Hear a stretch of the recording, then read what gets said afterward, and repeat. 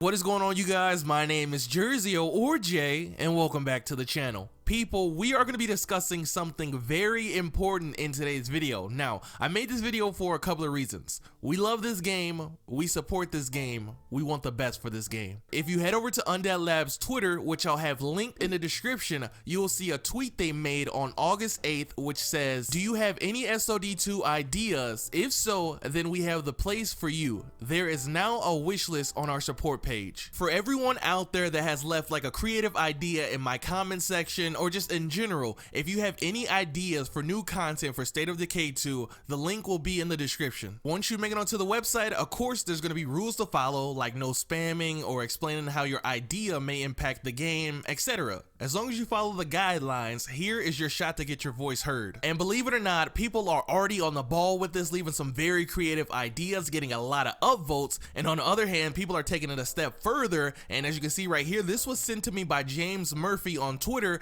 This was one of his ideas for the wish list. This is pretty much having the ability to fast travel to any of your outposts at the cost of influence, and there also being a 15-minute cooldown in between fast travels. Big shout out to him for being so creative about the situation. And what do you think about his idea? With a few tweaks here and there, I think this would be a great asset to the game. We all know some maps are really hard to drive on, especially Drucker County, so very good idea. Big shout out to you, bro. And speaking of ideas, I have 3 ideas of my own that I'm going to be going over with you in today's video. They are in no particular order, just things I would like to see sometime in 2020. Now, with that being said, starting us off with number 1, more story-driven DLC. I absolutely love what they did with Heartland. We had a storyline to follow, we lived in like a mega base with new facilities, we seen new characters, got to play on a remake of T-Valley. Everything felt refreshing. But one thing that really stood out in this DLC were the plague walls. They were so much fun to take on. Annoying, don't get me wrong, very annoying, but overall very enjoyable. And I would love to see plague walls in the future, and I would even take it a step further and say just bring them into the maps we already have, because that's how much fun they were. One thing I wish Heartland did was make one long story to sink your teeth into opposed to 2 shorter ones. Everything was just happening so fast, I never really got like time to learn each character, and most of them just felt like random stand in my base. But overall, I definitely enjoyed it. Do I like the fact that it was $10?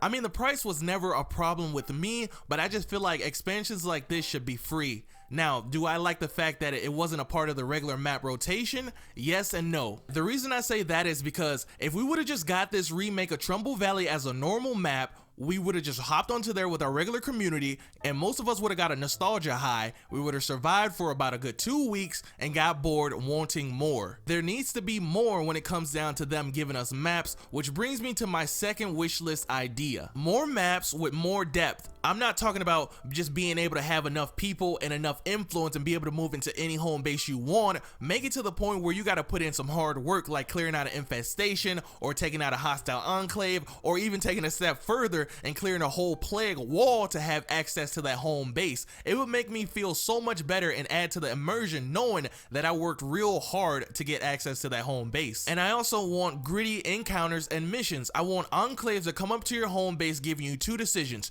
You could either 1, give up all your stuff and they won't kill you, or 2, they kill you and take everything anyway. That would be pretty cool. And instead of these little side quests going to, grab like a note to see what it says, maybe what about this, like your community members held hostage somewhere across the map, you gotta hurry and get, well, that may be taking it too far, but just that will add to the immersion, and I just want more grittiness. And also, I think it would be a great incentive if we were rewarded for the amount of days we survived. Just think about it, they have like a RV locked behind a wall, and in order to access it, you have to survive like 50 days or 100 days, or that would be pretty cool. But my point is, we're gonna need more depth towards these maps. If they just give us a normal new map with new bases, most of everybody's gonna do the same thing. You're gonna move over to that map with your main community, you're gonna find the biggest base, and you're gonna stay there for about a good 2 to 3 weeks, eventually overdo it, and you're gonna hit up Undead Labs wanting more. And just think about it, how cool would it be for one of the Cash Beaumont bounties to be having to go travel to destroy a plague wall? I mean, come on, that would be insane. Coming in at number 3, new character models wearing new clothes and the ability to find and wear different clothes. And for all the people out there wondering why this isn't a a thing already, being able to find and change different clothes and just, you know, be able to customize your character like that.